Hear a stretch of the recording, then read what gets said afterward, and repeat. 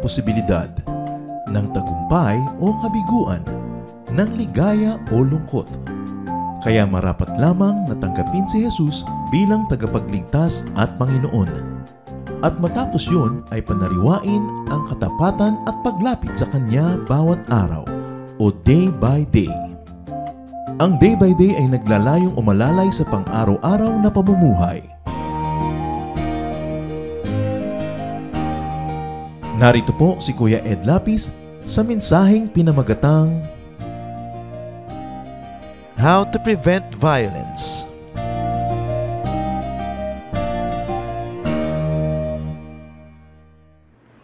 It's all about the Lord Jesus, and the Lord is love, and the Lord is about peace.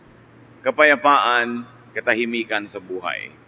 Napakaraming violence sa ating paligid. Maraming karahasan. At ang mga anak ng Diyos ay mayroong napakahalagang prophetic ministry para ito ay maiwasan, masugpo, o at least mabawasan. Ang pag-aaral natin ngayon, pinamagatan natin how to prevent violence. Paano ba natin maiiwasan ang karahasan? Lessons from the prophet Elisha. Marami tayong matututunan mula sa napakahalagang propetang ito tungkol sa pag-iwas sa kung ano-anong gulo at mga sakit sa buhay dahil sa karahasan. Salamat Panginoon dahil kayo po ay laging nakatunghay sa aming buhay. Lagi kayong nakaantabay sa amin. Tinuturuan kami, tinutulungan, itinutuwid upang ang buhay namin mapabuti.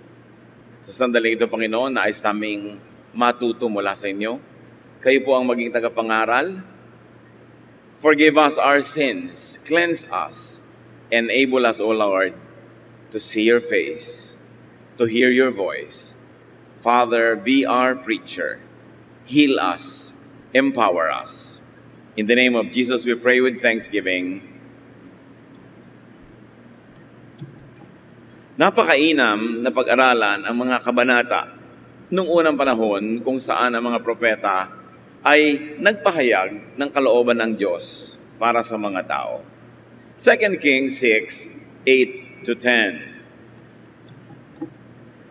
Time after time, when the king of Syria was at war against the Israelites, he met with his officers and announced, I have decided where we will set up camp. Each time, Elisha would send this warning to the king of Israel. Don't go near there. That's where the Syrian troops have set up camp. So the king would warn the Israelite troops in that place to be on guard. Ang Israel, laging may giyera. Laging may kaaway. At natural lang, dahil maraming grupong nag-aagaw-agawan sa kaprasong lupa. At noong panahon na atin ngayong pinag-aaralan, si Elisha yung propeta. Yung mga malalakas na mga sundalo ng Syria, kapag nagbabalak sila na dito sila magkakampo, doon sila hihimpil, nalalaman ni Elisha na propeta. Pinasasabihan niya ang hari, huwag ka doon magpadala ng mga sundalo mo dahil nandun yung mga Syrians. Huwag kayo doon dumaan dahil matatambangan kayo. Yun ang napakahalaga niyang ministry. Iniiwas niya ang magkabilang panig na magkatagpo at magsalpukan. The prophet was a blessing to Israel even at war and even for warfare, though he was not a soldier. So the blessing he brought was prevention of encounter, of violence, the prevention of bloodshed on both sides. Napakarami kasing namamatay sa digmaan. Maraming babae ang nagiging balo, maraming mga ina, mga magulang ang nawawalan ng anak, at maraming mga bata, mga anak ang nauulila. Dapat maiwasan ang di naman laging kailangan, at in fact kahit kailan na hindi kailangan, na patayan. At yan parang meron tayong mga matututunan mga kapatid, how to prevent violence according to Elisha. Violence not only in the battlefield, but violence at home, violence in our very social circles. Unang-una, nakita natin dito, be committed to peace. Be committed to non-violence.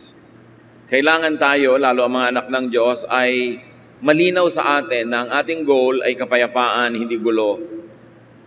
Magkasundo-sundo, hindi mag-away-away. Magkaroon ng katahimikan, hindi yung lagi tayong manalo. Kasi pag gusto natin laging manalo, may matatalo.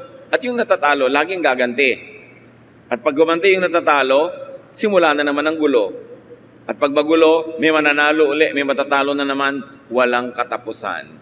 At ganoon din kumisan sa mag-asawa.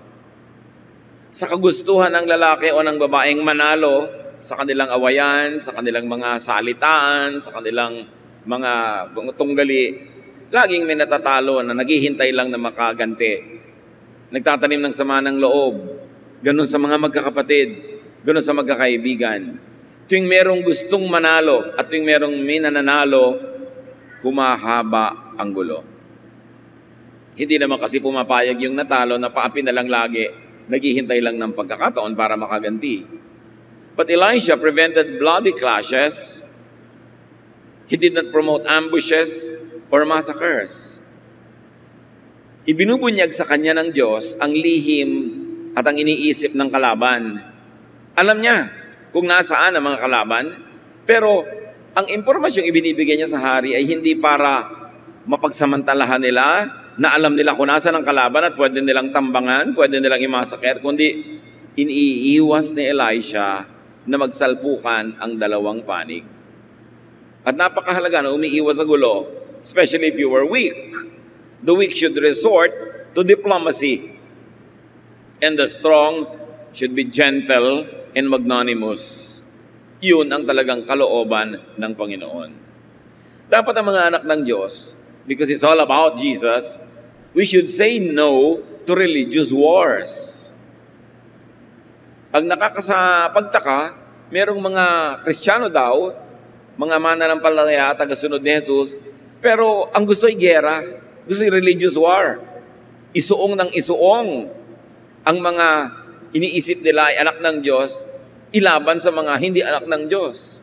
Hindi matatapos ang kaguluhan, yung violence sa mundo, lalong-lalo kung may religious wars. In fact, most of the wars fought in all of history were religious in nature. Kaya kung gusto natin maging it's all about Jesus, maging talagang tunay na espiritu ni Jesus ang naghahari sa buhay ng mananampalataya, hindi ka war freak, hindi ka violente, hindi ka aggressive. Sasabihin mo, pag hindi ako aggressive, pagsasamantalahan ako, no, kailangan meron ding rule na uma-apply sa kabilang panig, doon sa malakas, doon sa aggressive. At babalikan natin yung puntong yon. How else do you prevent violence, avoid and prevent open confrontations, as we have seen and already have been discussing? Elisha directed his people away from that. Hindi niya isinusuong sa gulo, iniiiwas niya. At dapat ganun tayo sa ating mga mahal sa buhay. Ikaw si babae, nakasakay ka sa jeep. Yung katabi mong lalaki sa kabila, kalabit ng kalabit sa'yo. Yung katabi mo namang asawa mo o boyfriend mo o anak mong lalaki dito sa kabila naman, isusumbong mo pa yung kumakalabit sa'yo. Ang ginagawa mo actually, isinusuong mo yung asawa mo o yung kamag-anak mo sa panganib, sa gulo, sa away. Daddy, kinakalabit ako. Anong gusto mo? Makipagsuntukan yung asawa mo na kahit natatakot, siyempre magtatapang-tapangan. Kung matino kang babae, yayayain mo na lang yung asawa mong bumaba, lumayo, dahil isusuong mo siya sa gulo. Do not situate angry enemies at the same place and time.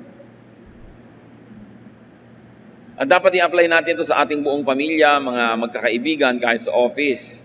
Pag merong parehong galit, huwag niyong pagtagpuin muna. Huwag niyong paglapitin. Dahil sa kaliit-liitang excuse, sasabog yung galit na kinikimkim nila sa kanilang loob. At yun ang ginagawa ng propetang si Elisha. 2 Kings 6:11-12.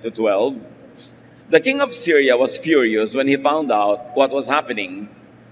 Nalaman ng hari ng kabila, nabistado pala ng propetang si Elisha ang mga plano nila. Or hindi pa niya alam, at this point, na si propetang Elisha ang dahilan pero alam niya na nalalaman ng kabila ang kilos nila, kaya nagalit siya. He called in his officers and asked, "Which one of you has been telling the king of Israel our plans?" "None of us, your majesty," one of them answered. "It's an Israelite named Elisha. He's a prophet, so he can tell his king everything, even what you say in your own room." Sabi, hindi naman po kami yung sasabi sa kalaban kung anong plano nyo. May propeta sa Israel, si Elisha, na maski iniisip nyo sa sarili nyong silid, ay alam, wala tayong mailihim sa kanya. This is prophetic power at work. Anong laban mo dyan? Iniisip ng king of Syria, meron. 2 Kings 6:13-14. "Find out where he is," the king ordered. "I'll send soldiers to bring him here." They learned that Elisha was in the town of Dothan and reported it to the king. He ordered his best troops to go there with horses and chariots. They marched out during the night and surrounded the town. Yun pala ha, may propeta ang Israel. Alamin nyo kung nasan at dadakip ko agad-agad. Nalaman nila na nandun pala sa ganitong bayan, sa Dothan, itong si Elisha. Kung kaya naman, lumusob ang pinakamagagaling na kawal ng hari ng Syria, nakasakay sa mga mabibilis at matitibay na mga chariots, at ito ay hinihila ng mga malalakas at mabibilis tumakbong mga kabayo. The best of the Syrian soldiers to capture the prophet. So you see here a very dramatic, impending confrontation. Military might versus the man of God versus spiritual power. Dito mag-uumpugan, magbabanggaan ang dalawang kapangyarihan. Kapangyarihang physical, panglupa, at kapangyarihang spiritual, makalangit. Pero sabi na sa Zechariah 4:6, "I am the Lord all-powerful, so don't depend on your own power or strength, but on my Spirit." Huwag daw umasa at sumandal sa mga pansarili lamang na lakas, kundi sa Espiritu ng Diyos umasa. The Lord is the refuge for the weak and the check to the strong. Nagbibigay talaga ang Diyos ng balanse. Siya ang pwedeng takbuhan ng mahihina at siya naman ang pwedeng sumupil, pumigil sa mga sobrang malalakas. Psalm 20, verse 7, "Some people trust the power of chariots or horses, but we trust you, Lord God." Napakalinaw ng sinabi ng Zechariah at ng Psalm. May mga nagtitiwala sa lakas na panglupa, pero kaming mga naniniwala sa inyo, Diyos, kaming mga anak nyo, nagtitiwala kami sa inyong spirito, sa inyong kapangyarihan. Hindi ibig sabihin na walang kwenta yung physical strength, na walang kwenta yung physical prowess, pero nawawalan nyo ng kwenta kung doon ka lang aasa na wala namang kakambal at kasamang espiritualidad. At lalong walang kwenta yon kung doon ka aasa at ipanglalaban mo sa kalooban ng Diyos. Pero yung lakas, talino, husay, napakaganda niyan kung gagamitin mo ayon sa kalooban ng Diyos at sa paggawa ng kanyang ipinagagawa sa atin. Pero kung ibabangga mo yan sa Diyos, wala kang kalaban-laban. At kung diyan ka aasa na walang connection sa Diyos, mali ang inaasahan mo. 2 Kings 6:15, "When Elisha's servant got up the next morning, he saw that Syrian troops had the town surrounded. 'Sir, what are we going to do?' he asked." So nung gabi, lumusob ang mga kabayuhan na ito, mga chariots. At nung umagang-umaga, ang assistant, ang male servant ng prophet, ay maaga siyempre nagising. Lumabas siya sa kanilang bahay o sa kanilang tent, kung saan man sila nakatira, para maghanda siguro ng pagkain, para maglingkod sa kanyang among propeta. Ang mga propeta nun ay laging merong mga male assistants. At maging si Paul ay laging merong ganon. At paglabas ng male assistant na ito, nagulat siya. At kung may bit-bit man siyang palanggana ng tubig o pitchel, baka maaring halos mabitawan niya ito. Dahil nakita niya nakapaligid sa kanilang kapitbahayan, lalong-lalo sa kanilang bahay, ang mga kabayuhang sundalo ng kalaban. At agad-agad niya na tinawag ang pansin ng propeta, ano po ang ating gagawin? Naliligid tayo ng mga kalaban, ng mga sundalo, naka-chariot pa. So the servant discovered an alarming development. Naturally, the servant saw what was visible to the naked eye. Dahil servant lang naman siya ng prophet at hindi siya yung prophet, may nakikita siya pero limitado. Ang nakita niya, yung physical reality, natakot tuloy siya. The servant was gripped with fear and therefore expressed his concern. The mighty Syrian elite troops surrounding the town. When you look at and when you see only what is normally visible, you could have much to fear or to worry about. Pag ang tinitingnan lang natin, tinititigan, pinapansin ay yung nakikita ng mata, marami talagang nakakatakot. Pag nilimitahan natin ang ating sarili sa human reason, sa practical, sa visible, maraming nakakatakot sa buhay. What the naked eye sees could scare you. Meanwhile, may iba pa bang realidad na dapat makita bukod sa nakita ng servant? Kaya nga may servant, may prophet, iba yung prophet at iba ang nakikita ng prophet. 2 Kings 6:16 to 17. Don't be afraid, Elisha answered. There are more troops on our side than on theirs. Then he prayed, Lord, please help him to see. And the Lord let the servant see that the hill was covered with fiery horses and flaming chariots all around Elisha. Ganito ang isang artist rendition ng nakita ng katulong. Sabi ng propeta, Panginoon, marapatin mong makita nitong aking assistant ang dapat niyang makita para hindi siya matakot. At dininig ng Diyos ang panalangin ng propeta, ibinukas ang spiritual eyes ng katulong na nakasara kasi physical eyes lang niya nakabukas. At nakita niya, nililigiran sila, pinaliligiran, ipinagtatanggol ng mga naglalagablab ng mga kabayuhan at mga chariots at mga anghel. Kaya naman pala, hindi makasugod-sugod itong mga Syrian army na nakaporma lang sa kanilang paligid. Hindi maka-advance. Sila pala'y naliligid ng proteksyon ng Diyos. At dahil ang ipinadala ng Syria ay mga horses and chariots, edi ganung itsura din ang ipinadala ng Diyos. So kung ang ipinadala dyan ay mga tangke, edi tangke din ang ipapadala ng Diyos. Kung ang ipinadala dyan ay anuman, yun din ang ipapadala ng Diyos. Tinutumbasan at inihigitan. The difference between prophets and common people is that prophets see. Prophets perceive. At doon mo malalaman ng isang palatandaan kung isang propeta ay totoo. Nakikita niya ang hindi nakikita ng karaniwan. Nauunawa niya ang hindi nauunawa ng karamihan.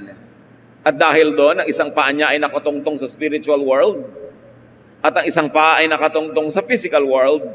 At sa pamamagitan niya, lumilipat mula sa spiritual world ang karunungan, ang turo, ang pagpapala patungo sa physical world.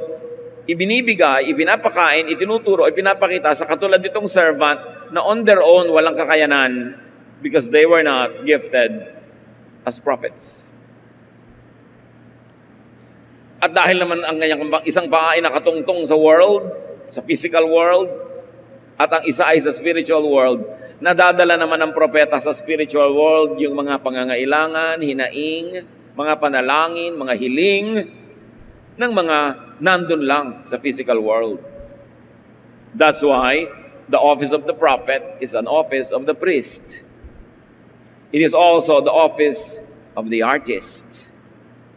Namamagitan sa dalawang magkaibang daigdig. Bakit ang artist ay priest? Halimbawa, ang musical composer, may naririnig na siyang musika sa spiritual world na hindi nadidinig ng mga tao, ng katabi niya, ng asawa niya, ng kaibigan niya. Pero ngayon ay susulatin niya yung mga notes, tutugtugin niya, maririnig ngayon ng mga taong ang tenga ay physical lang. Pag ginawa ng physical yung tugtog, madidinig na yung mga karaniwang tao, pero galing yun sa spiritual world. Ang isang pintor, halimbawa, sa kanyang mata ay kitang-kita na niya isang napakagandang painting, isang eksena, mga kulay, mga hugis, pero hindi naman nakikita ng mga kasama niyang tao lamang at ordinaryo. Pero oras na ang nakikita niya ay iginuhit na niya, kinulayan, ipinakita sa mga tao, doon pa lang makikita ng mga tao yung noon pa'y nakikita na ng pintor. Ganon din ang sculptor. Yun ang lililok ng bato o kahoy o anuman. Pag nakakita sila ng isang malaking tipak na bato, ang nakikita na ng sculptor, yung finished sculpture. Kasi kita niya Dahil lang sa skill, lililukin niya, uukain niya yung bato para maging physically visible to others what had always been visible to him as an artist. Kaya doon mo malalaman ang tunay na artist, ang tunay na propeta, ang tunay na priest. Sa pamamagitan nila, ang mga karaniwang tao nakakakita ng kung sa kanila lang hindi nila makikita. Nakaalam ng kung kanila lamang ng mga skill, hindi nila malalaman kahit kailan. Doon mo malalaman if a prophet ministers to you. Pag napapabuksan niya sa pamamagitan ng dalangin at ng kakayanan, yung isip mo, mata mo, tenga mo, na kung ikaw lang ang aasahan, ay wala namang makikita, kundi yun lang nakakatakot. Yun lang bato, walang sculpture. Yun lang ingay, walang music. Yun lang mga kulay-kulay, walang organized painting. At yan ang ginawa nitong si Prophet Elijah. Ipinakita sa pamamagitan ng kapangyarihan ng Diyos sa kanyang katulong, sa kanyang assistant, yung hindi nito nakikita. Mapalad ka kung binigyan ka ng prophetic gifts. At kung di ka binigyan, bumuntot-buntot ka at dumikit-dikit doon sa meron kasi doon ka mapagpapala. At magiging pagpapala kayo sa isa't isa. Dahil nakita ninyo, pinaglilingkuran niya yung kanyang among propeta ng physical services, material services. Aba, ang ibinibigay naman sa kanya, spiritual blessing. Nakakita siya ng mga anghel na kahit ano pang pagsisirko-sirko ang gawin niya sa buhay, hindi mangyayari kung hindi sa tulong ng propeta. But what is important to remember here is that the man of God is more than adequately protected. So Elijah calmed and assured the worried and the scared servant. He prayed that his servant could see what was invisible to the naked eye. Spiritual leaders, when they are genuine, see both sides.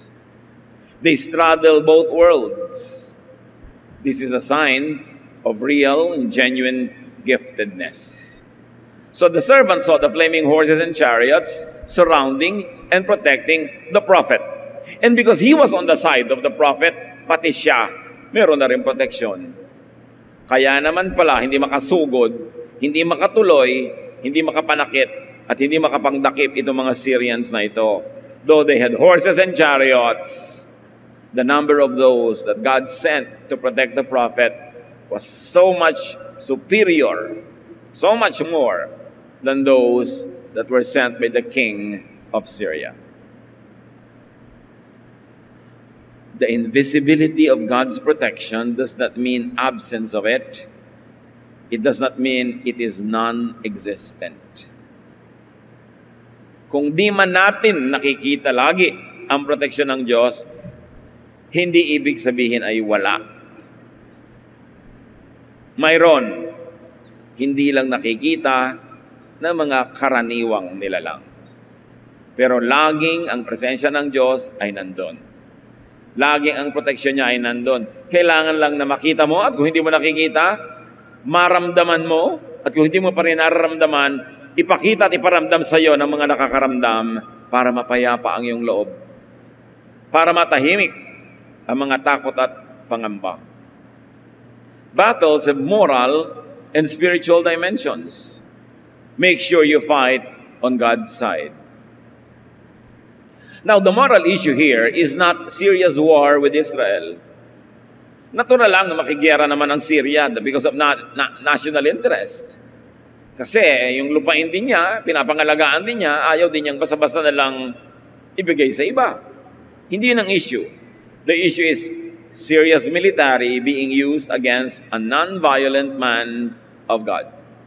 Yun ang tunay na issue. Mga sandatahang lakas, ginagamit sa isang wala namang sandata at wala namang physical lakas na propeta. But God protects His prophets and His anointed ones. Isang bagay na hindi natin dapat limutin kahit kailan. Hindi pinababayaan ng Diyos ang mga tunay niyang hinirang. Psalm 105:15, do not touch my anointed ones. Do my prophets no harm. Malinaw ang utos ng Panginoon. Huwag mong kakantiin, huwag mong gagalawin, huwag mong sasaktan ang mga hinirang niya. Or, according to the contemporary English version, the same verse, don't touch my chosen leaders or harm my prophets. Now, this verse and other similar ones refer to definite prophets of the Old Testament. They refer to definite kings and leaders called and chosen by God. Linawin natin ito. Hindi ko mo religious leader in any place, anytime, prophet na nga according to definition. Kahit tinatawag niya ang sarili niya na prophet. Diyos lang ang nakakaalam kung sino ang tunay niya mga prophets. Kung sino ang mga tunay niyang hinirang. At yun ang may protection. Kasi alam niyo kung bakit ko ito nililinaw, marami nagtatanong sa akin kahit sa Facebook. Meron silang mga religious leaders na sobrang abusive. Talagang abusive. Hindi ka mapamaniniwala na abusive. Tapos sinasabi niya, huwag niyo akong babanggain, huwag niyo akong kakalabanin, huwag niyo akong sasalungatin. Dahil sa mga verses na ito, that God protects His anointed ones. Yes, it's true. God protects His anointed ones. Pero true ba na yung abusadong leader na yon ay anointed nga? O siya lang ang may guni-guni na anointed siya? Yun ang dapat natin paghiwalayin, yung dalawang realidad. Hindi ko mo religious leader ay anointed. At hindi lahat ng anointed ay religious leaders. At hindi como leader ka, Diyos lang naglagay sa iyo doon. May inilalagay ang Diyos at merong siya lang nagsiksik sa sarili niya para malagay siya doon. Dapat nating i-protect ang mga mananampalataya from the abuse of those who style themselves as prophets and then exploit the people. At pag sinasabi sa Bible na do not touch my anointed ones, those were actually referring to real people, prophets and kings of the Old Testament. While there are still true prophets today, nobody really knows for sure who and where they are.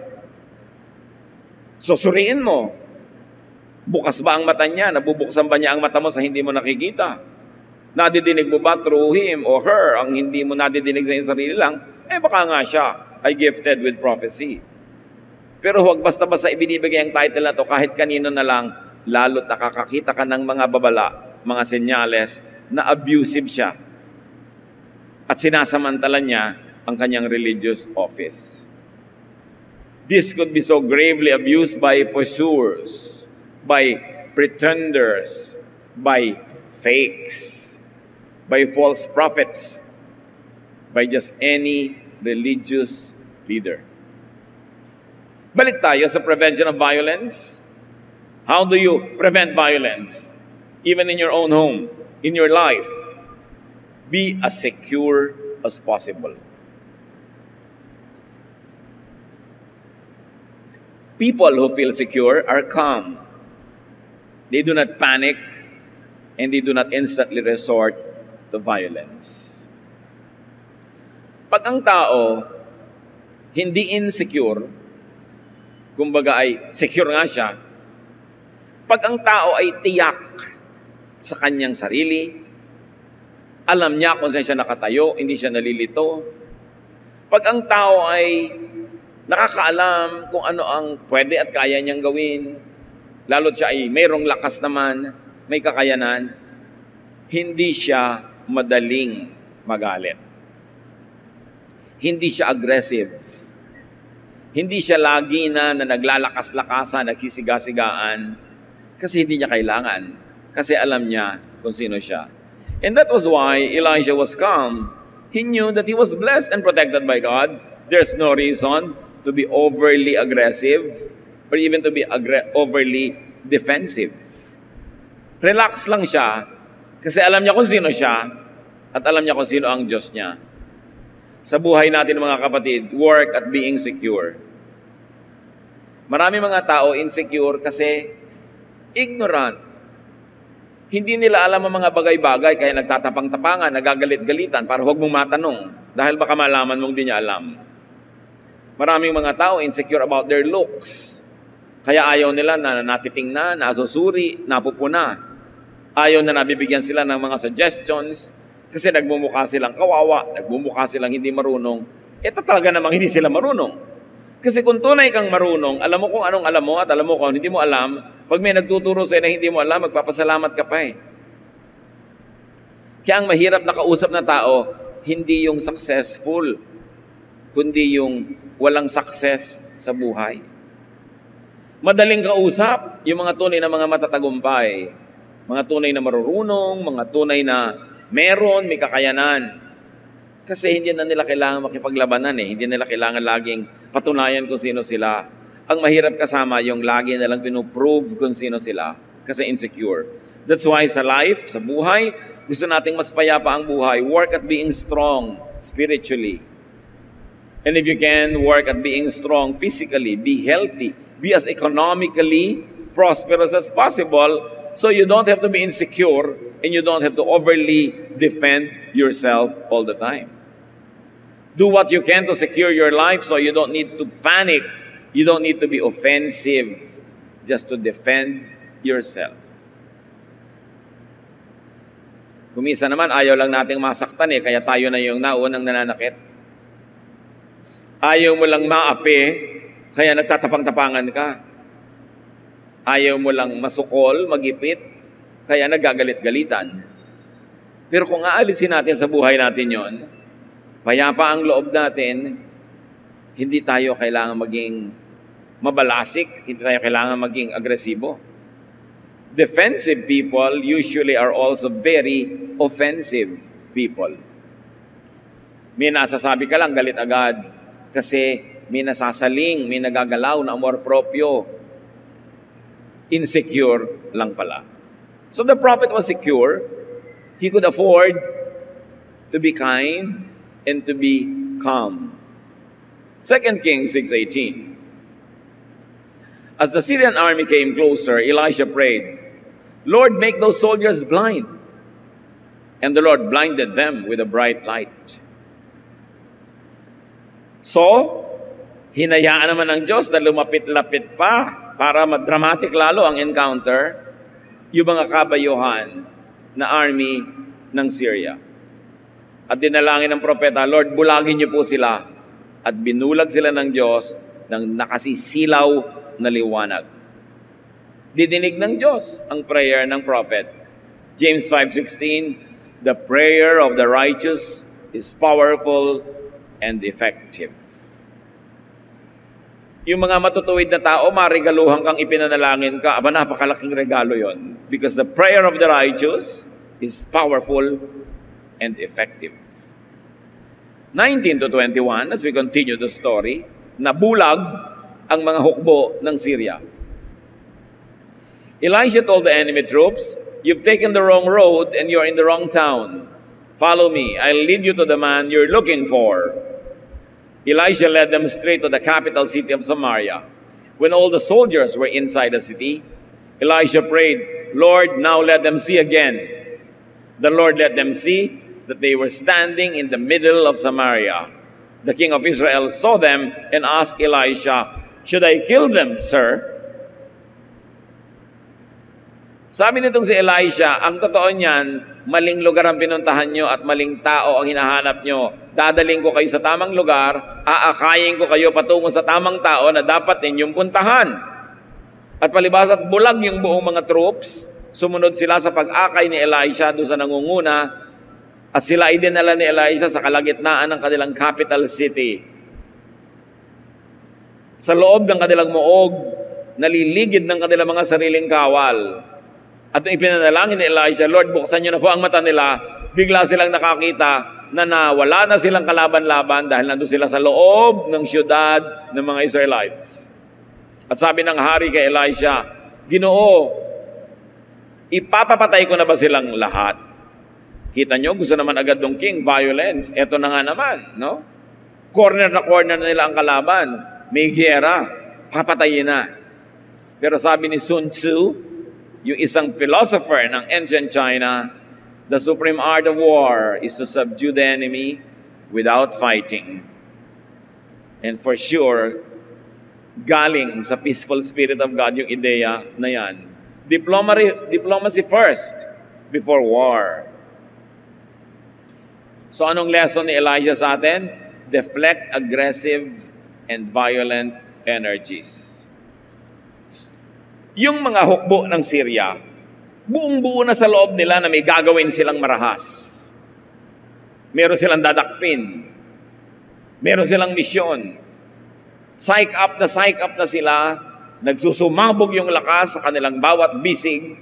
Dapat may gagawin sila. So anong ginawa ni Elisha? In all wisdom, hindi niya pinigil, hindi niya pinahiya, hindi niya ginalit. Sabi niya, "Dadaling ko kayo sa dapat niyong kalagyan." At siyempre, sa paglipas ng oras, sa paglalakbay nila, bulag pa naman, marami na sa mga energy noon naubos. Humupa na ang loob, lumamig na ang mainit nilang damdamin. At nung malamig na yon, hupa na, tsaka pinabuksan ni Elisha ang kanilang mata, nagustuhin man nilang lumaban, ang laki na ng walang energy at gana para lumaban. At ito ang galing ni Elisha in preventing bloodshed, in preventing violence. He directed and channeled the troops' eruptive power. Pag may malakas na daloy ng tubig, hindi mo dapat harangin. I-channel mo lang na pumunta sa gusto mong pupuntahan niya. Yun ang ginagawa ng mga dam. Bakit mo haharangin? E di, ikaw ang naanod. Ibaling muna sa iba. Hindi niya basta binangga at pinigil yung galit. Galit, pipigilin mo sa sabog. Babanggain mo, ikaw ang matadaganan. May lesson tayo mga kapatid agad-agad. I-apply nyo agad sa buhay. Huwag niyong babanggain ang galit.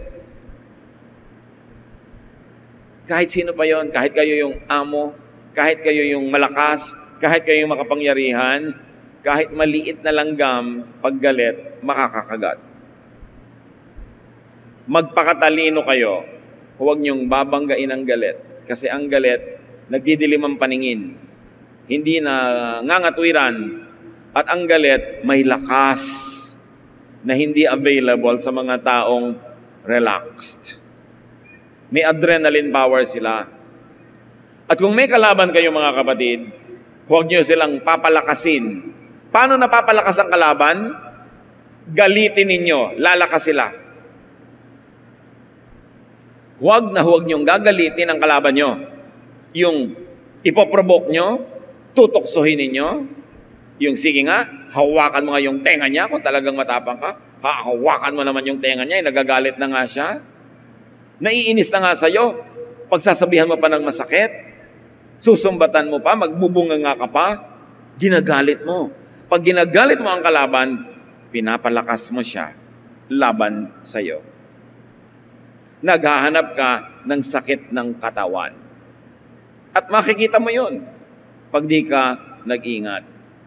Bakit mo naman papakalakasin ang kalaban mo? Di dapat pahinain mo? At yun ang ginawa ni Elisha. Pinahina. Hindi binangga, pinagawa ng isang bagay na nakakapagod. Magbabiyahe sila ng bulag. Tapos, nung pagod na, tsaka niya dinala doon sa harap ng kalaban, kanina man, nasa gana yung lumaban, ngayon hindi na. Humina na. Kaya sabi ng King of Israel, papatayin ko na bang lahat sila? Kasi kayang-kaya na niya Ipinapatay ba? 2 Kings 6:21-22, the king of Israel saw them and asked Elisha, "Should I kill them, sir?" "No," Elisha answered. "You didn't capture these troops in battle, so you have no right to kill them. Instead, give them something to eat and drink, and then let them return to their leader." Iba namang klase makigera itong si Elisha. Pwede nang patayin, puksain ang kalaban. Sabi niya, no. Magluto kayo, maghanda ng maraming pagkain, at inumin, pakainin sila, busugin, painumin, at saka pauwiin sa kanilang leader. The king knew well as to defer to the prophet and ask the prophet what to do. Kung ikay malakas, makapangyarihan, pwede mong gamitin yon, tapos hindi ka humihingi ng payo sa marunong at maka-Diyos, pwede ka magkamali. Pero humingi siya ng payo, papatayin ko na po ba, Ginoo? At sabi ng prophet, no, you don't do anything like that. Wala kang karapatang patayin sila kasi hindi mo naman sila nabihag habang naglalabanan kayo. Dinala ko sila dito, walang labanang nangyari, so hindi mo sila bihag. You know, the prophet was observing the protocol of war. May protocol ang giyera kung sinong pwede mong ikulong, anong pwede mong gawin. At sabi ng prophet, no. You don't have a right to do that kasi hindi naman kayo naglalabanan at natalo sila. Walang labanang naganap. So Elisha advises adherence to war protocols. He prescribes hospitality and kindness. And again, Elisha prevents bloodshed. How to prevent violence? Counsel against violence. Magpayo tayo ng kapayapaan, hindi ng gulo. Nagtataka ako, maraming Christian ngayon gusto nila isuong ang Israel sa lahat ng giyera sa mga kalaban at gusto nila suportahan. Giyera. I don't think that's what Jesus would counsel. And that's not what Elisha did. Sabi ni Elisha, alam mo, imbes patayin mo sila at saktan, pakainin mo, busugin mo, painumin, at pauwiin. Hindi ginalit ni Elisha yung mga sundalo na pwede nilang patayin, pero magagalit yung hari at yung mga sundalong nandun pa sa kanilang bayan, lulusubin sila. Counsel against violence, especially if it is misplaced, unnecessary, and counsel against violence if it is convertible into kindness. Opportunity to. Sabi ng makikitid ang utak, pagkakataon na natin para sila gantihan at patayin. Pero sabi ng propetang matalino at maka-Diyos, pagkakataon natin para ibahin ang kanilang isip. Palambutin ang kanilang puso, pagkakataon natin para gumawa ng mabuti. Huwag sayangin ang pagkakataon na ito. Alam niyo, ang matatalinong tao, ang pinagkaiba niyan sa hindi matatalino, nakakakilala sila ng golden opportunities. This was an opportunity to put this war to an end, not to add fuel to it. Pwede mo silang patayin. Naka-advance ka ng isang hakbang, pero gaganti lahat ang kalahi niyan, mapapaatras ka ng ilang hakbang. Pero sa hindi mo pagpatay sa kanila, para umatras ka ng isang hakbang, pero dahil inalis mo ang galit nila, pinalambot mo ang puso, aabanti ka ng maraming hakbang sa kapayapaan. 2 Kings 6:23, the king ordered a huge meal to be prepared for Syria's army. And when they finished eating, he let them go. For a while, the Syrian troops stopped invading Israel's territory. Nakita niyo ang diplomacy? Pinakain nila, pinauwing busog. Anong report niya sa hari nila? Hindi naman po talaga sila monsters. Akala natin, mabait naman pala sila. Hindi kami inano, kahit pwede na nila kaming lipulin. Pinakain pa kami, pinainom, binusog, at umuwi kaming ligtas na ligtas. Siyempre, gano'n na lang ang pasalamat ng hari, hindi namatay yung mga elite troops niya. Gano'n na lang ang pasalamat ng mga babaeng ang kanilang asawa ay nandun sa army, ng mga anak na mauulila na sana. Gano'n na lang ang pasalamat ng lahat na wala sila ng lakas na makipagyera kasi natanggal ang galit. Gusto mong manalo sa biyenan mo? Alam mo ang sagot. Magsip-sip ka. Pakanin mo, painumin mo, i-shopping mo, dali mo sa spa. Ipagawa mo ang ilong, ipagawa mo ang pisngi. Love na love ka na niya, nawalan ka lang kalaban. Nagkaroon ka ba ng kakampi? The king complied. The enemy was softened by kindness. Brothers and sisters, magpakatalino. Soften aggressive people with gentleness. Elisha's deed was spiritually superior. Hindi pumatol, hindi nakilevel. It was such a class act. May class. Hindi nakipagkalmutan. Hindi nakipagbangayan. Tinanggalan niya ng lakas para lumaban sa kanya. So mga misis na inaagawan ng kerida, pupuntahan nyo, susugurin nyo, hihiin nyo sa office. Do you think mababawi nyo asawa nyo sa ganong paraan? Dapat meron kayong ibang tactic. Diba? Hindi na nanalo yung nanggagalit. Lalo sa asawa.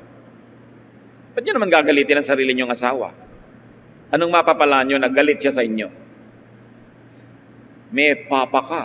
Ang hirap-hirap na nga magkapapa. Gagalitin mo pa. O meron kang mommy. How many toads must you kiss in search of your prince? Siguro pag above 30 ka, 35, ang dami mo nang nahalikang palaka na inaasahan mong magiging prinsipe, pero hindi, palaka lang pala talaga. Nagkakulugo ka pa. Kahahalik sa palaka. Tapos ngayon, nagkaroon, gagalitin mo. Galit na nga sa'yo, lalo mo pang gagalitin, talo ka dyan. Magpakatalino. Matuto kay Elisha. Turn violent energies into kind deeds. Yours and other people's kind deeds. Mga kapatid, pag galit kayo, ang dami niyong energy, baliktarin niyo, gamitin niyo sa paggawa ng mabuti para kayo manalo. Kundi man dahil banal kayo, dahil kayo matalino. Gagawin niyo kung anong tama. Proverbs 25, 21 to 22. If your enemies are hungry, give them something to eat. And if they are thirsty, give them something to drink. This will be the same as piling burning coals on their heads. And the Lord will reward you. Sabi, galit pa lang kaaway nyo, pakainin nyo, painumin nyo. Parang naglagay kayo ng mga nagbabagang mga apoy o nag-aapoy na baga sa kanilang mga ulo at kayo'y may gantimpala. Akala nung iba, sasadistahin mo yung kalaban mo pag susunungin mo ng apoy para siya masunog. May pinanggagalingan kasi itong salitang ito that must be understood culturally. Wala namang posporo nung araw. Walang lighter. Walang mga automatic na mga apoy. Walang baterya. Paano ka ngayon magluluto ka? Paano kung magsisindi ka ng kalan? Magsisindi ka ng oil lamp? Saan manggagaling ang apoy? Bawat bahay, merong isang parang maliit na kalan na abo na laging meron dong baga. Pag mauubos na yun, lalagyan nila ng bagong kahoy para mag-apoy, tapos may baga uli. Wala dapat panahon na mamamatay yung baga na yon. Dapat pinapalitan ng bagong gatong. Para kung kailangan mo ng apoy, merong pagkunan ka ng apoy. Paano kung burara ka ngayon sa buhay at namatay ang apoy? Pupunta ka ngayon sa kapitbahay, kakatok ka doon, hihingi ka ng apoy. At ito yung sinasabi dito. Dahil nung araw, ang mga tao, sinusunong nila sa ulo nila, lahat ang dala nila, para yung kamay nila makakapit sa puno kung bumababa sila ng bundok, makahawak sa mga bagay-bagay kung madulas, kaya wala silang dala sa kamay, sunong-sunong sa ulo. Meron silang mga palayok na sunong-sunong, kaya kahit hihingi sa iyo ng apoy, mga baga, doon ilalagay sunong niya. So hindi yung parusa, hindi pa nanadista yun. Sabi, alam nyo kung may galit sa inyo, pakanin ninyo, painumin nyo, para na ring sinunungan nyo siya ng naglalagablab na mga baga. Ibig sabihin, magkakaroon na siya ng apoy, may magagamit siya sa buhay, tulungan nyo para mawala ang galit. Yun lang ang ibig sabihin. Take away the wind from the angry sails of your enemies. 1 Peter 3:9, do not repay evil with evil or insult with insult. On the contrary, repay evil with blessing, because to this you were called, so that you may inherit a blessing. Huwag suklian ng masama ang masama. Kahit sinuklian nyo at nakaganti kayo, gaganti uli yun. Hindi matatapos ang cycle of violence. Never make people angry. Angry people are dangerous. And angry people are strong. So how do you prevent violence and bloodshed? The best way to beat your enemy is to turn him into a friend. Yun ang tunay na nanalo. Kalaban nyo kahapon, kaibigan nyo ngayon, kasi may ginawa kayong tama. Kalaban nyo kahapon, kalaban nyo pa rin ngayon, wala kayo na panalunan. Kalaban nyo kahapon, kalaban nyo pa rin ngayon, pati nadagdag pa yung kaibigan niya at anak niya at makakilala niya, lalo kayo natalo. Elisha used his prophetic gifts and office for peace. To avoid violence, use yours. Ano man ang inyong kapangyarihan, impluwensya, lakas, gamitin nyo para mag-promote ng kapayapaan. Pag may nag-aaway, pagkasunduin ninyo, huwag kayong kumampi-kampi at huwag kayong magsulsol. Kasi lalaki lang ang gulo. The least that you can do is to stay neutral. Lalo ang mga nag-aaway sa pamilya nyo, pareho nyong kapatid, huwag kayo dapat kakampi kahit kanino. Lalaki ang gulo. Be neutral. Lalo nakakatanda ka, magpakatalino. Huwag magpe-play favorites. Kahit sa loob mo kuminsan, meron ka ng gustong kampihan para sa kapayapaan, huwag mo nang ipakita pa yon. Kasi lalaki ang awayan. Apply this in your life. Use your position, your office, your influence to avoid conflicts and to promote peace. Because people who make peace will be called children of God. And you will harvest what you plant. Mga kapatid, ano mga gulo ang nangyayari ngayon sa inyong pamilya? Sa inyong sambahayan? Sa inyong pinagtatrabahuhan? Sa inyong social circle? Sa inyong church? Magdadagdag ba kayo sa gulo? O gagawin nyo ang dapat gawin ng anak ng Diyos na maging agent of peace? Manggagalit ba kayo o magpapahupa ng galit?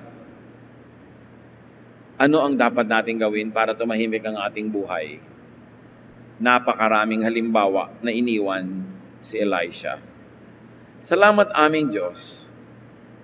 Dahil kahit napakatagal na naganap ang kwentong ito, marami pa rin katotohanan kaming pwedeng pakinabangan. Turuan nyo kami na maging tulad ni Elisha. Prophet man kami o hindi, pero pwede kaming pumili ng mapayapa na pamamaraan sa buhay. Pwede namin iiwas ang mga tao sa gulo, pwede namin silang isuong at itulak sa gulo. Pwede kaming magdagdag sa away o pwede kaming magpahina nito. Turuan mo kami, Panginoon, to prevent violence, to promote peace, para maging tahimik ang mga buhay namin at buhay ng aming kapwa. At makapag-focus kami sa mga bagay na mahalaga, productive, beautiful, loving, and pleasing to you. Pagbulay-bulayan natin mga kapatid ko, anong kahulugan ng mga pinag-aralan natin sa inyo-inyo mga buhay. Be silent before the Lord. Pag-isipan nyo kung paano yan, at dapat bago kayo umalis sa bulwagang ito, meron na kayong pasya kung paano kayo magiging agent of peace. Kung paano magdadagdag ng kapayapaan at katahimikan sa planetang ito. Lord, guide your people. Give us wisdom so we can promote peace.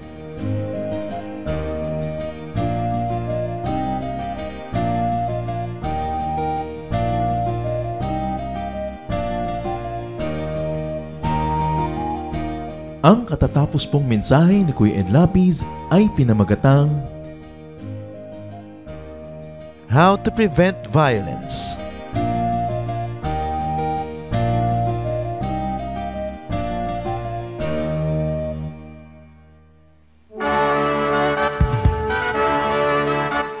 Halina't sama-samang sumamba at magdiwang sa Day by Day Jesus Celebration kasama si Kuya Ed Lapiz.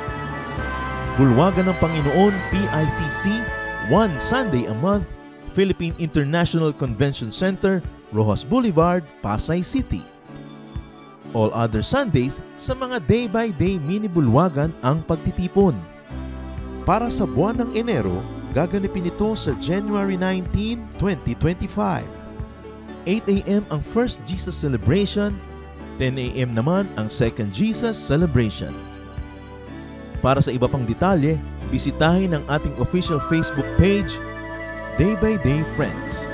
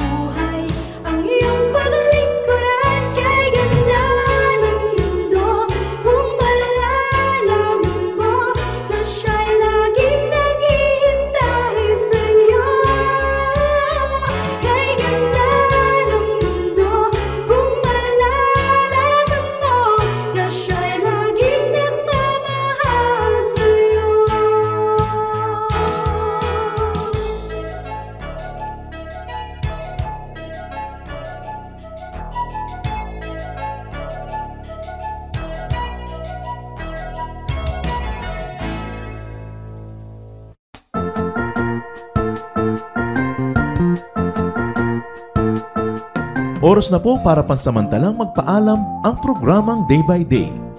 Tayo po'y magsama-sama tuwing ika-6 hanggang ika-7 ng umaga, araw-araw. Magandang umaga po at mabuhay ang Panginoong Hesus!